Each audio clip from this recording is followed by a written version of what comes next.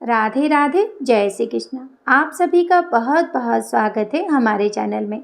तो देखिए, आज के इस वीडियो में हम देखेंगे कि हरितालिका तीज व्रत की पूजा की जो चौकी है वो हमें कब और कैसे उठानी है। पूजा में चढ़ाई गई सभी सामग्री का हमें क्या करना है।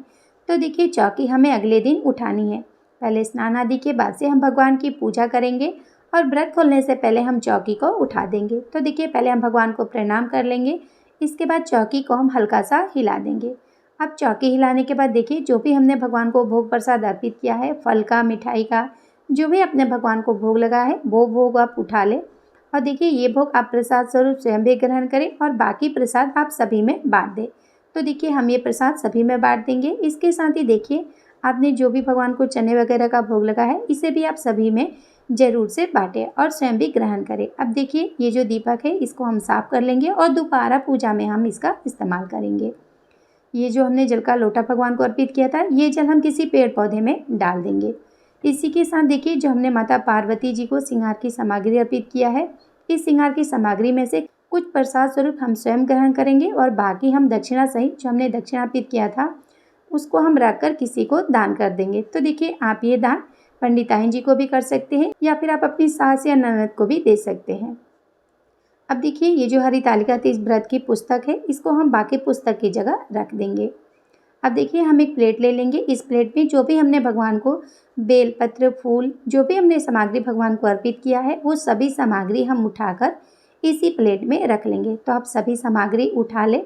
अब देखिए, ये जो सभी सामग्री है इसका आप चाहे तो भूमि विसर्जन कर दें या फिर जल विसर्जन कर दें। इधर उधर आप इस सामग्री को ना फेंकें। सभी सामग्री उठाकर अपनी सुविधा अनुसार आप इनका विसर्जन कर दें। इसी के साथ देखिए, हमने जो कलश की स्थापना की है उस कलश को पहले हम हल्का सा हिलाएंगे।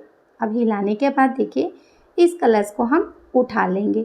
तो देखिए, हमने जो कलश पे नारियल रखा है, इस नारियल को आप चाहें तो लाल कपड़े में लपेटकर अपनी तिजोरी वगैरह में भी रख सकते हैं या फिर आप इस नारियल का दान भी कर सकते हैं या प्रसाद स्वरूप आप इसे सभी में बांट सकते हैं।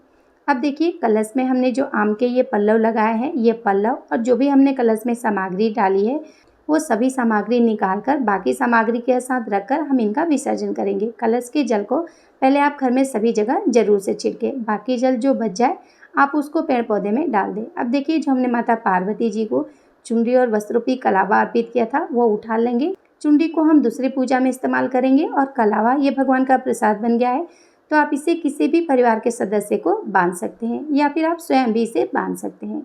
ये जो भगवान की फोटो है इसे हम मंदिर में दोबारा स्थापित कर देंगे। अब देखिए, ये जो संकल्प का सिक्का है इसका भी हम दान कर देंगे। इसके बाद देखिए, जो हमने कलश के नीचे अक्षत रखा था वो सभी अक्षत उठाकर आप चाहें तो इस अक्षत को चिड़ियों को डाल सकते हैं या फिर आप इसमें और अक्षत मिलाकर इसका दान भी कर सकते हैं। अब देखिए, एक पात्र में हम शुद्ध जल ले लेंगे। इसमें हमने जो मिट्टी से शिवलिंग बनाई है उनका हम विसर्जन करेंगे। तो देखिए, पहले हम इसमें थोड़े से गंगा जल डाल देंगे ताकि ये जल एकदम शुद्ध हो जाए। इसके बाद हम थोड़े से फूल डाल देंगे। अब फूल डालने के बाद देखिए, जो हमने पार्थिव शिवलिंग बनाई है इनका हम इसी जल में विसर्जन करेंगे। तो देखिए, अगर आपने मिट्टी से शिवलिंग बनाकर हरितालिका तीज की पूजा की है तो आप उनका विसर्जन जरूर से करें। विसर्जन करते समय आप ओम नमः शिवाय का जाप जरूर से करें।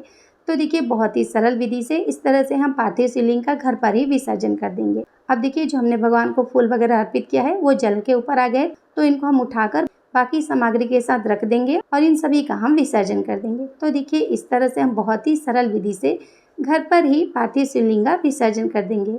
तो देखिए, इस तरह से पार्थिव शिवलिंग बनाकर जब हम पूजा करते हैं तो उनका हमें विसर्जन करना जरूरी होता है। आप इस तरह से बहुत ही सरल विधि से पार्थिव शिवलिंग का विसर्जन जरूर से करें।